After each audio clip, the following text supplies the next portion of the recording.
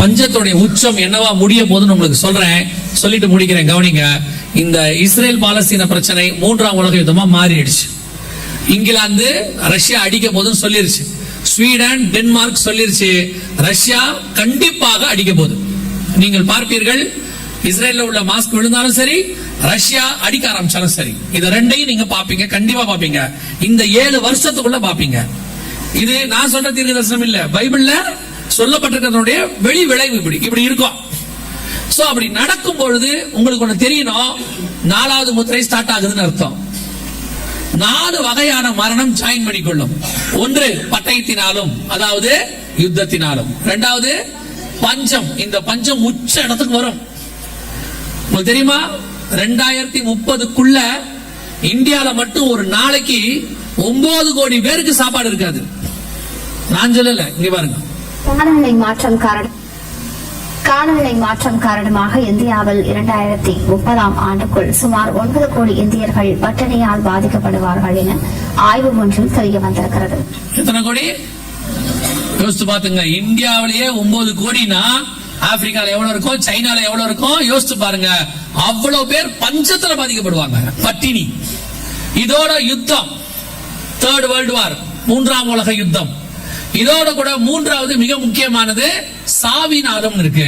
அப்படின்னா இயற்கை பேரழிவு. ஆண்டவர் சொன்னார் பாருங்க, மத்திய 24 பூமி எதிர்ச்சிகள் அப்படின்னு சொன்னார். பாத்தீங்களா, உங்களுக்கு தெரிஞ்சிருக்கும் நினைக்கிறேன். 2024 1ஆம் தேதியே மிகப்பெரிய பூமி எதிர்ச்சி 7.6 நீங்க பார்த்திருப்பீங்க நினைக்கிறேன். 7.6 ஜப்பான்ல மிகப்பெரிய அளவு பூமி எதிர்ச்சி 1ஆம் தேதி நடந்துச்சு. இது லிபியால ஒரு டேமே உடைஞ்சு 30,000 பேர் செத்து போனாங்க. இப்படிப்பட்ட இயற்கை பேரழிவுகள் இதுக்கு முன்னாடி எந்த நூற்றாண்டில் இல்ல. இப்ப சொல்லும் போதெல்லாம் என்ன சொல்ற பாருங்க, கடந்த 800 ஆண்டுகளில் இல்லாதது, கடந்த 1000 வருஷம் இல்லாததுன்னு தான் சொல்றான். இது லிபியால, இது மொராக்கோ. இந்த மொராக்கோவுடைய ஸ்பெஷாலிட்டி என்ன தெரியுமா, நில அதிர்வு வரும்ல, ஆய்வு செய்வாங்கல்ல, பூமி அதிர்ச்சியே வராத பகுதி இது. இந்த பகுதிக்கு பூமி அதிர்ச்சியே வர கூடாது, சேஃப் ஜோன்ல உள்ளது. அங்கேயே பூமி அதிர்ச்சி வந்திருக்குது. கிட்டத்தட்ட 2000-3000 பேர் ஸ்பாட்ல அவுட். இந்த பகுதிக்கு வந்து பூமி அதிர்ச்சியே வராதான், அப்படி உள்ள ஒரு பகுதி அங்க வந்திருக்குது. 2012 பேர் செத்து இருக்கிறாங்க. இது நல்லா கவனிச்சுக்கொள்ளுங்க. இந்த இடைப்பட்ட காலத்தில் மட்டும் இப்ப ஐஸ்லாண்ட்ல நீங்க பார்த்திருப்பீங்கன்னு நினைக்கிறேன். இது ஐஸ்லாண்ட்ல இது அப்படியே வெடிச்சு இன்க்ரீஸ் ஆகி போயிட்டே இருக்குது.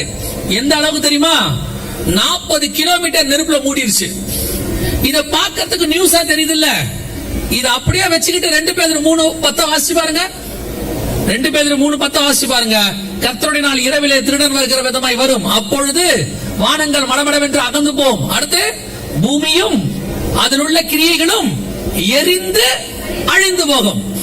இப்ப இதோட நிலைமை என்ன, கண்ட்ரோலே பண்ண முடியாத இடத்துக்கு போயிருச்சு. இனிமேட்டு இங்க எதுவுமே விளையாது, எதுவுமே நடக்காதான்.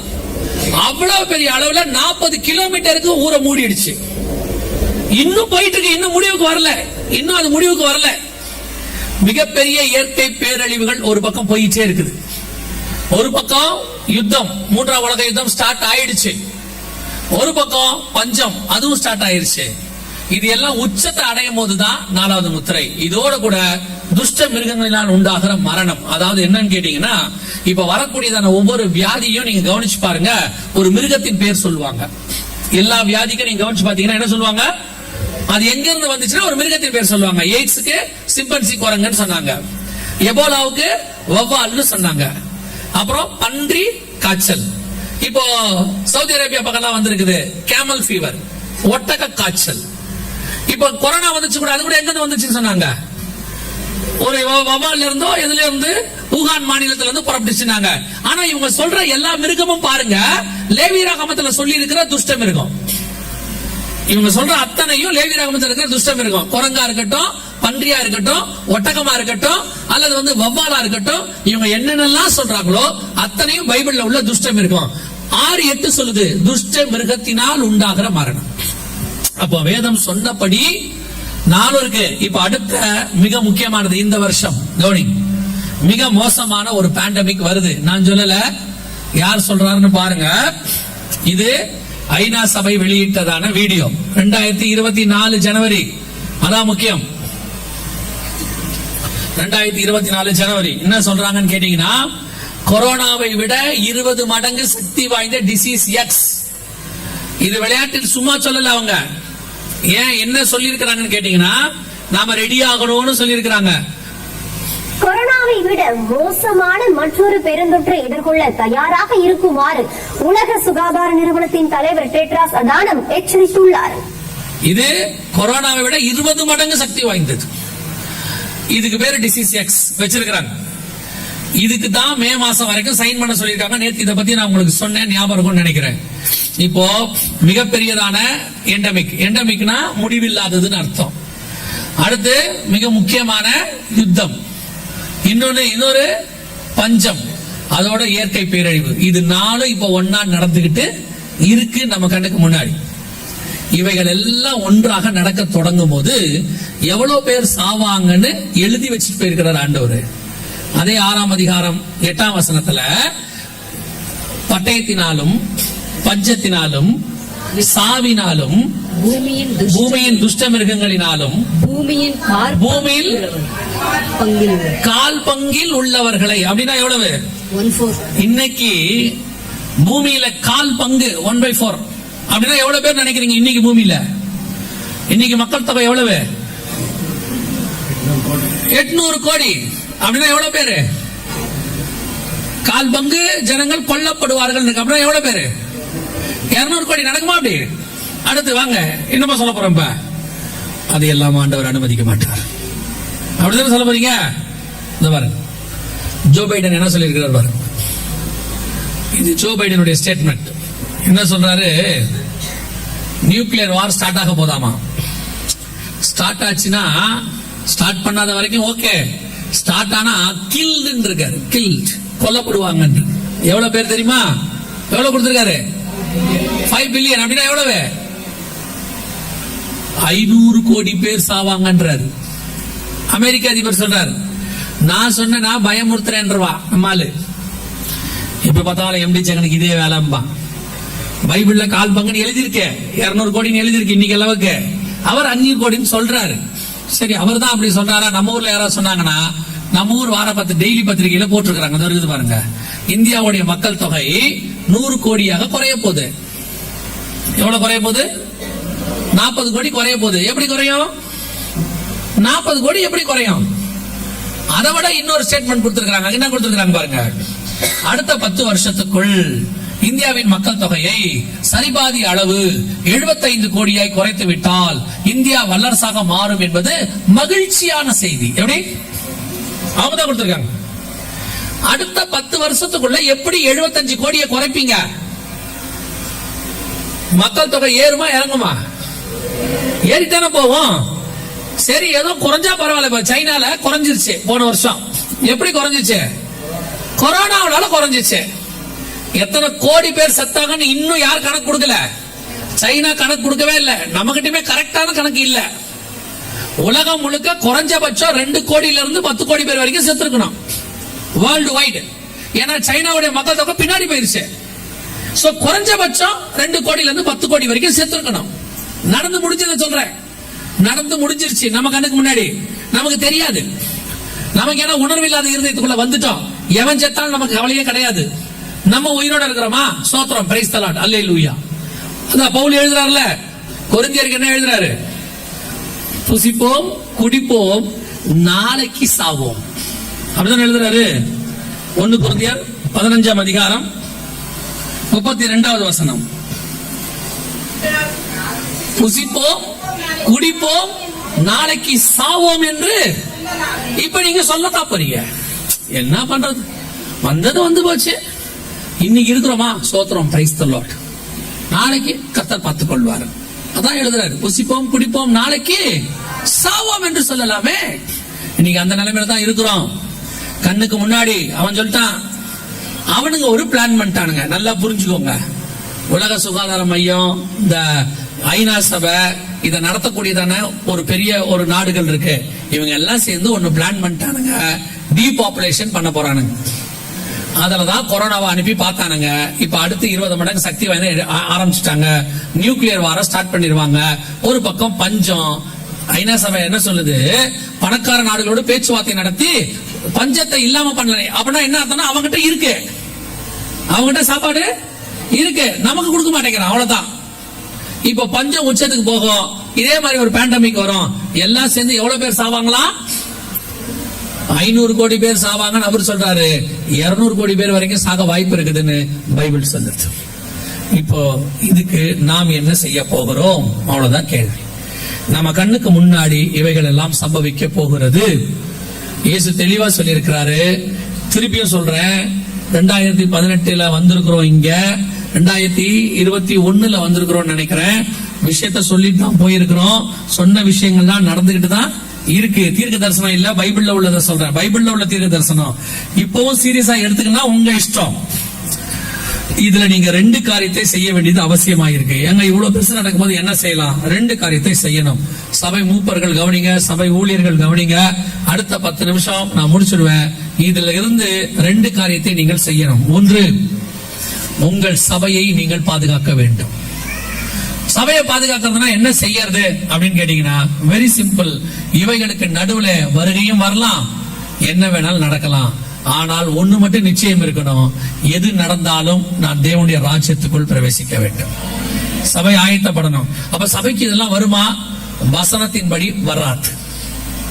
நான் சொல்ல புரியுதா? பஞ்சம் வரும், அது எலியா இருக்கிற வீட்டுக்குள் வராது. 91 சங்கீதம் உங்களுக்கு தெரியும் தானே? தெரியும் தானே? உன்னதமானவருடைய மறைவில் இருக்கிறவன் சர்வ வல்லவருடைய நிழலில். அதுல ஒரு வசனம் இருக்கு, பகலில் பறக்கும். அப்படின்னா என்ன அர்த்தம் தெரியுமா? இனி ராக்கெட் வரும், இனி என்ன வரும்? ஸ்கட், ஏவுகணை எல்லாம் விடுவான். பகலில் பறக்கும். அடுத்து டிசீஸ் வருது. புரியுதா உங்களுக்கு? இது எல்லாம் சேர்ந்து ஒன்னா நடக்கும். ஆனா ஒண்ணு மட்டும் சொல்லுது, என் பக்கத்தில் 1000 பேர் விழுந்தாலும், என் வலது பக்கத்தில் 10,000 பேர் விழுந்தாலும் அது என்னை அணுகாது. கர்த்தர் சபையை பத்திரமாய் பாதுகாக்க வல்லமை உள்ளவராய் இருக்கிறார். கண்டிப்பா ஆண்டவர் தேவ ஜனங்களை கைவிட போகிறதே இல்ல. ஆனா நாம தேவ ஜனமா இருக்கணும், அதான் முக்கியம். சபைக்குள்ள இருக்கிறதுனால மட்டும் நீங்க தேவ ஜனம் இல்ல. வீட்டு வாசல்ல ஸ்டிக்கர் ஒட்டிட்டதுனால மட்டும் நீங்க தேவ ஜனம் இல்ல. வீட்டு வாசல்ல ஸ்டிக்கரை ஒட்டிட்டு உள்ள பிக் பாஸ் பாத்தீங்கன்னா குண்டு வரும். வீட்டு வாசல்ல இயேசுவின் ரத்தம் ஜெயம்னு போட்டுட்டு பாக்கியலட்சுமி பாத்தீங்கன்னா தொலைஞ்சிய. நான் சொல்ற நிச்சயம். நாங்க பாண்டியன் ஸ்டோர்ஸ் பார்த்துட்டு இருக்கிறோம், எங்களுக்கு ஒண்ணும் பஞ்சம் வராதுன்னா வரும், நிச்சயம் நடக்கும். உங்க வீட்டுக்குள்ள கர்த்தர் இருக்கணும், உங்க வீட்டுக்குள்ள தேவன் உலாவணும், வீட்டுக்குள்ள முதல்ல குடும்ப ஜபம்னு ஒண்ணு நடக்கணும். ஒவ்வொரு வீடும் இனி கர்த்தருக்கு சித்தமானால் இன்னைக்கு இல்ல நாளைக்குல இருந்து ஒரு அரை மணி நேரமாவது தேவ சமூகத்துல உட்காரணும். கணவன், மனைவி, பிள்ளைகள் உடனே சொல்றது, அவர் ஒரு நேரத்துக்கு வருவாரு, பிள்ளைங்க டியூஷனுக்கு போயிட்டு ஒரு நேரத்துக்கு வருவாங்க, நாங்க எப்படி ஜாப் பண்றது? அப்புறம் உங்க இஷ்டம், உங்க குடும்பத்தை காப்பாத்துறது உங்க இஷ்டம். எவனாவது கல்யாணத்துக்கு கூப்பிட்டா குடும்பமா சாப்பிட போதா இல்லையா? அதுக்கு மட்டும் பிளான் பண்ண முடியுது இல்ல? தம்பி டியூஷன்ல சொல்லிட்டு கொஞ்சம் முன்னாடி வந்துடுறா. ஏங்க எங்க இருக்கிறீங்க? சீக்கிரம் வந்துடுறீங்களா? கல்யாணம் 7 மணிக்கு ரிசப்ஷன் ஆமா, லேட்டா போனா பிரியாணி திந்துரும், கொஞ்சம் முன்னாடி வாங்க. சாயங்காலம் நடக்க போற கல்யாணத்துக்கு காலையில இருந்தே வீட்டுல சோறு கிடையாது, மதியானம் ரசமும் கீரையும். நம்ம ரசம் வச்சிருக்கேன், நைட்டு பிரியாணி திங்க போறோமே. இவ்வளவு பிளான் பண்ண முடியுது இல்ல? ஏன் அரை மணி நேரம் ஜாப் பண்றதுக்கு பிளான் பண்ண முடியாது? இவ்வளவு நீங்க பிளான் பண்ணாலும் இந்த உலகம் உங்களை காப்பாத்தாது. ஆனா அரை மணி நேரம் ஜெபம் உன் குடும்பத்தை காப்பாத்தும், பரலோகத்துல கொண்டு போய் வைக்கும். இன்னைக்கு நிறைய ஊழியக்கார வீட்லயே ஜெபம் இல்ல. ஏன்னா அவங்களுக்கு எக்ஸ்கியூஸ், நாங்கள் ஊழியக்காரர்கள். முதல்ல உன் வீட்டுல தான் ஆரம்பிக்கும். நியாய தீர்ப்பு எங்க ஆரம்பிக்கும்? சபையின் மூப்பர் வீட்டுல தான் ஆரம்பிக்கும், ஊழியக்கார வீட்டுல தான் ஆரம்பிக்கும். பல ஊழியக்காரங்க ஜெபம் பண்றதே கிடையாது, பைபிள் வாசிக்கிறதே கிடையாது. கேட்டா சொல்றது, நாங்க ஊழியக்காரர்கள். செத்த மவனே, தீந்த. நான் எச்சரிப்பா தான் சொல்லிட்டு போறேன், நீங்க அடுத்த ட்ரிப் என்ன கூப்பிடாம எனக்கு ஒண்ணும் கவலை கிடையாது. இதான் சத்தியம். குடும்பமா வீட்டுல ஜெபம் பண்ணாதவன் குடும்பம் தொலைஞ்சிச்சு.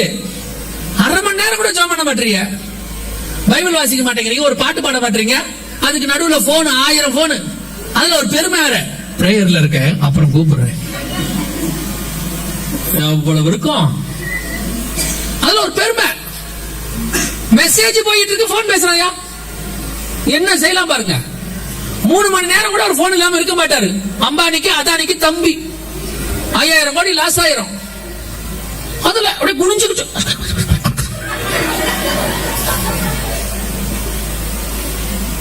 பாத்துக்குங்க.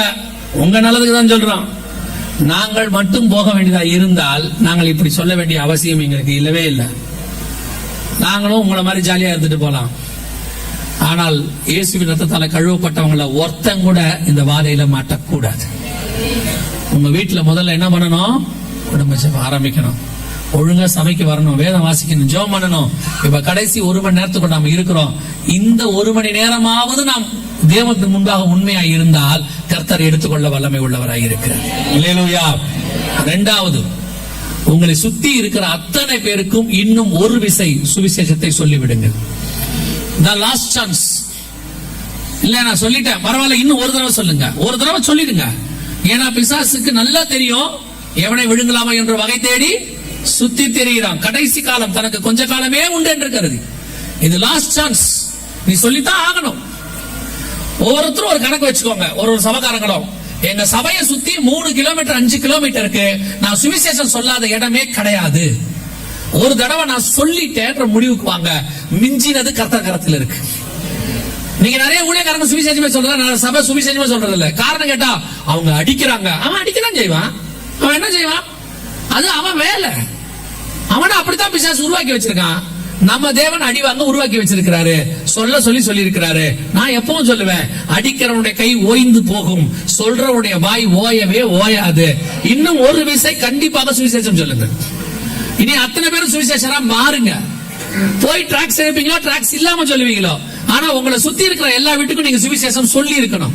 உங்க சொந்தக்காரருக்கு சொல்லி இருக்கணும், நண்பர்களுக்கு சொல்லி இருக்கணும், கூட படிக்கிறவங்களுக்கு சொல்லி இருக்கணும், வேலை பார்க்கறவங்களுக்கு சொல்லி இருக்கணும். இல்ல சொன்னா கேட்க மாட்டாங்க, சொல்லுங்க. ஆண்டவர் சொல்றாரு எக்ஸேக்கியேல பார்த்து, அது வணங்கா கழுத்துல ஜலம், சொன்னா கேட்காது, ஆனா சொல்லு. ஏன்? நியாய தீர்ப்பிலே நீ சொல்லுவது வந்து நிற்கும். நீ சொல்ல வேண்டியது அவசியம், மஸ்ட். எதுக்காக இதை சொல்ல தரணும் தெரியுமா? ஒருவேளை இடது கைக்கும் வலது கைக்கும் வித்தியாசம் தெரியாத லட்சக்கணக்கான ஜனங்க இருக்கிறாங்க. இப்ப போன இடத்துல ஒரு தம்பி சொன்னாப்ல, கோலார் கோல்ஃபீல்டு நினைக்கிறேன் 5 லட்சம் பேர் இருக்கிறாங்கன்னு சொன்னாரு. அப்படியா? கோலார் கோல்ஃபீல்ட்ல மட்டும் 5 லட்சம் பேர் இருக்கிறாங்கன்னு சொன்னாரு. அதுல எத்தனை பேர் ரட்சிக்கப்பட்டாங்கன்னு தெரியாது. அப்ப இத்தனை பேர் ரட்சிக்கப்படாமல் இருக்கிறாரு. நீங்கள் சொல்லுகிற இந்த கடைசி நேர சுவிசேஷம் ஒருவேளை கல்லனுக்கு கிடைத்த சுவிசேஷத்தை போல கடைசி நிமிஷத்தில் அவன் கர்த்தரை ஏற்றுக்கொண்டால் வரப்போகிற அழிவிலிருந்து அவனையும் அவன் குடும்பத்தையும் காப்பாற்றி விட முடியும். இதுல இருந்து காப்பாற்றுறதுக்கு வேற வழியே கிடையாது. அரசாங்கங்கள் காப்பாத்தாது, உலக எந்த அரசாங்கமும் காப்பாத்தாது. நியூக்ளியர் பாருங்க, ஜப்பான்ல ஹிரோஷிமா நாகசாக்கில குண்டு போட்டான். எந்த கவர்மெண்ட் காப்பாற்ற முடிஞ்சிச்சு? யாராலையும் முடியாது. இப்ப இருக்கிற குண்டு அதை விட 20 மடங்கு சக்தி வாய்ந்தது. அந்த நேரத்துல யாரும் எதுவும் செய்ய மாட்டாங்க, ஒன்னும் செய்யவும் முடியாது. அந்த நேரத்தில் நம்மை காப்பாற்ற போகிற ஒருவர் உண்டு என்று சொன்னால், சட்டைகளின் மறைவிலை வைத்து காக்கிற தேவன் ஒருவர் இருக்கிறார். அந்த தேவன் நம்முடைய ஆண்டவராக இயேசு கிறிஸ்து. சுவிசேஷம் சொல்ல வேண்டியது நம்ம வேலை. சொல்லிருங்க. எவ்வளவு பேரை சொல்லுவாங்க, லாஸ்ட் மினிட்ல எவ்வளவு பேரை காப்பாற்றணுமோ அவ்வளவு பேர் என்ன செஞ்சிடணும், காப்பாத்திரணும். இது அதுக்கான நேரம். இந்த 2 காரியத்தையும் நாம் செய்யணும். ஒன்று ஆயத்தப்படணும், இன்னொன்று ஆயத்தப்படுத்தணும். இந்த 2ஐயும் நீங்கள் செய்ய வேண்டிய காலகட்டத்துக்கு வந்துட்டீங்க. இனி காலம் செல்லாது. No excuse. இதுக்கு மேல நோ எக்ஸ்கியூஸ். ஐயோ இன்னும் வரும், இன்னும் கொஞ்ச நாள் இருக்கு, கொஞ்சம் இப்ப ஆரம்பிக்கலாம், அடுத்த வருஷம் நான் ஒரு பிளான் பண்ணிருக்கிறேன், அதெல்லாம் இல்ல. இன்னைக்கு பிளான். இன்னைக்கு வீட்டுல ஜெபம் ஆரம்பிக்கணும், நாளையில இருந்து சுவிசேஷம் ஆரம்பிக்கணும். தெரிஞ்சவனுக்கு சொல்லுங்க. அவன் சொல்லுவான், எனக்கு சொல்லாதன்மா. ஒரு தடவை சொல்லிடுங்க, சொல்லாதனா விட்டுருங்க, அதான் அவன் இஷ்டம். ஆனா சொல்லிடுங்க. திட்டினா வாங்கிக்கிங்க. நமக்காக அடி வாங்கின இயேசுக்காக திட்டு வாங்க மாட்டீங்களா? சரி, அடிச்சானா வாங்கிக்கங்க. உங்களுக்காக சிலுவையை சுமந்த தேவனுக்காக அடி வாங்க மாட்டீங்களா? ஒரு தடவை தானே வாங்க போறோம், இருந்துட்டு போட்டோம். நமக்காக பட்டணங்கள் தோறும் பவுல் அடிக்கப்பட்டார். இந்த ஒரு பைபிளை கொடுக்கறதுக்கு அவன் எந்த அடி வாங்கினா? நாம ஒன்னும் பட்டணம் தூரம் அடி வாங்க போறதில்ல. மிஞ்சி போச்சுன்னா என்ன பண்ணுவாங்க தெரியுமா? கும்பலா சேர்த்துட்டு போலீஸ் ஸ்டேஷன் கூட்டு போவாங்க. அங்க போனோட மிரட்டுவாங்க. இனிமேல் நீ சொல்லாதேம்மா. சட்டப்படி உங்க மேல கேஸ் போடவே முடியாது. ஏன்னா சட்டப்படி என்ன செய்யலாம்னா உங்களை மிரட்டி தான் அனுப்ப முடியும். சட்டம் சுவிசேஷம் சொல்லுவதற்கு இடம் கொடுத்திருக்கிறது. சோ கூப்பிடுவாங்க, மிரட்டுவாங்க. நீங்க மிரட்டினோட பயந்துட்டு வந்துருங்க. திருப்பி போய் சொல்லுங்க, திருப்பி மிரட்டுவோம், திருப்பி பயந்துட்டு வந்துருங்க. அவன் எதிரில் பயந்துட்டு வந்துருங்க, போய் சொல்லிடுங்க. நமக்கு வேலை ஆகணும். போய் சொல்லிட்டே இருங்க. சுவிசேஷம் சொல்வது நம்மேல் விழுந்த கடமை. சொல்லாவிட்டால் நமக்கு ஐயோ. 2 காரியத்தை கண்டிப்பாக சொல்லணும். ஒன்று, இன்னும் ஒரு 8-10 மாசத்துக்குள்ள 2025 தொடங்குறதுக்குள்ள இந்த KGF முழுக்க சுவிசேஷம் சொல்லியாச்சு. சொல்லாத இடமே இல்ல. சொல்ல முடியாது, இந்த இடத்துக்கு போகவே முடியாது, அது விக்கிரக கோட்டை, அங்க அவன் இருக்கான், இவன் இருக்கான். எந்த கோட்டையும் உடைக்கிற தேவன் ஒருவர் நம்மோடு கூட இருக்கிறார். அவர் நமக்கு முன்பாக கடந்து போவார். தூத்துக்குடியில ஒரு கிராமம் இருக்கு. அந்த கிராமத்துக்கு சுவிசேஷமே போகாது. அந்த பாஸ்டர் கூப்பிட்டாரு, ஐயா அது உள்ள சுவிசேஷம் சொன்னா நீங்க வரீங்களா, நாங்க 2 நாள் மீட்டிங் அரேஞ்ச் பண்றோம்னாரு.